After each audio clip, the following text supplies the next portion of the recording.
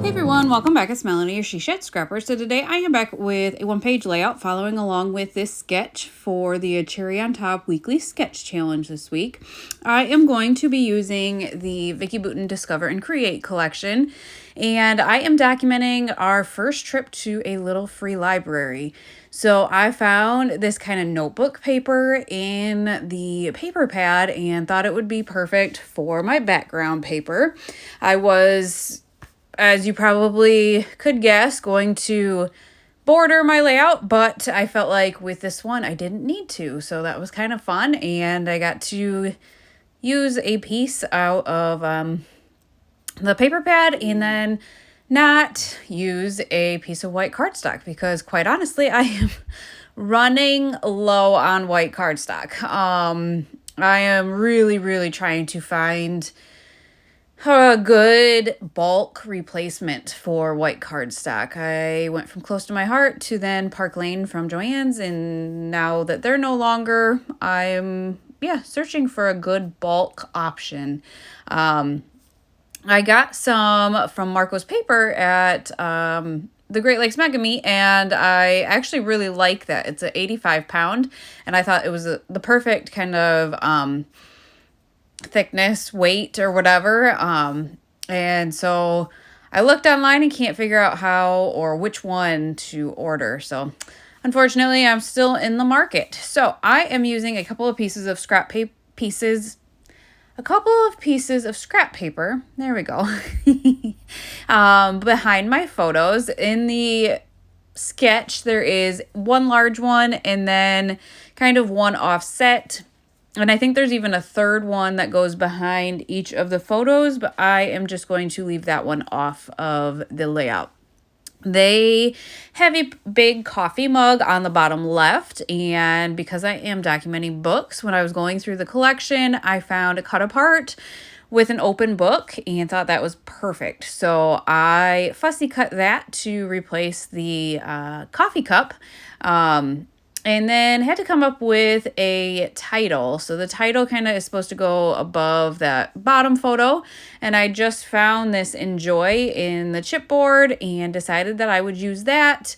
I did flip the stripes just because it was blue on blue and a little bit harder to see. So flipping the stripes helps the title pop a little bit more. So I was going to tell you what length that is, and now I can't even remember. I want to say it's like 9 3/4 or 9.5. But again, just using up scrap pieces, which is always fun. And then I thought that floral paper was just beautiful, and of course the majority of it is covered up, but I was able to use it, and that opened up a lot of more embellishing options for me. I felt like I'm usually a very themed scrapbooker. And, of course I have the book, which is perfect. But otherwise I go with flowers and butterflies, and just had fun with it. And sometimes it's just what you need, I guess.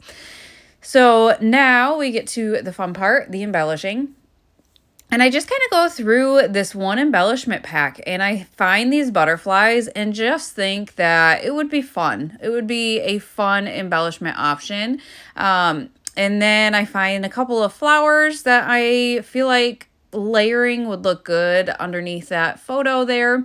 So just kind of playing around with the butterflies. This layout, quite honestly, came together so quickly. I want to say 18 minutes tops, start to finish. But again, I've been saying you have a sketch, and I feel like it just really helps. It helps guide you. It helps your creative juices, I feel like, flow. And yeah, this just came together really quickly. Once I found that book, I guess. I actually had 2 other photos picked out that I was thinking about using for the layout.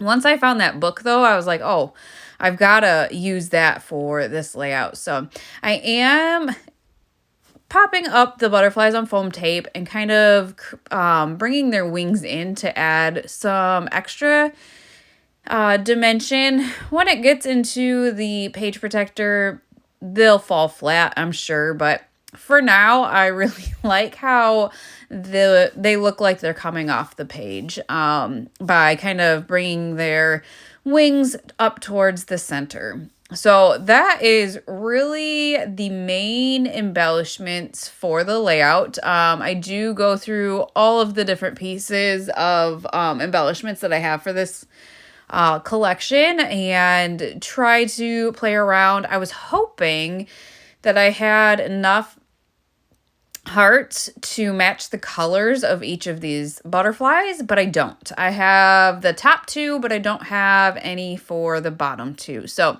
I was kind of bummed with that because those colors actually really do match nicely.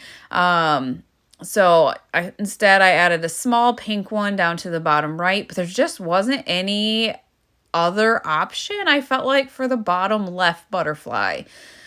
So I keep going through all of the options. I've got the foam stickers, I have the cardstock stickers, I have the puffy little embellishments sitting there, just looking for that perfect embellishment, and that perfect embellishment was nowhere to be found. I was hoping even on the cardstock stickers here, because I had two of them, that there would be a colorful heart, and I just did not find it. So instead, I am just going to kind of move these hearts around and then end up using the puffy stickers because there were a handful of them that matched. I am still leaving the hearts from the sticker book on there in 2 locations, but then kind of replacing some with the puffy hearts. Those matched pretty well color-wise to the butterflies. And then just to finish off the layout, there are some gold circles on the cardstock sticker sheet. So I put one in the middle of the pink flower at the bottom, but then I'm going to scatter them throughout each of the clusters as well. Just, again, to add to it, use up what I have because I honestly have quite a bit of this collection. But I will link the collection down below if you are interested. And don't forget to follow along with the weekly sketch challenge at a cherry on top to get free cherry points. But I hope you guys enjoyed this layout, and we will see you next time. Bye, guys.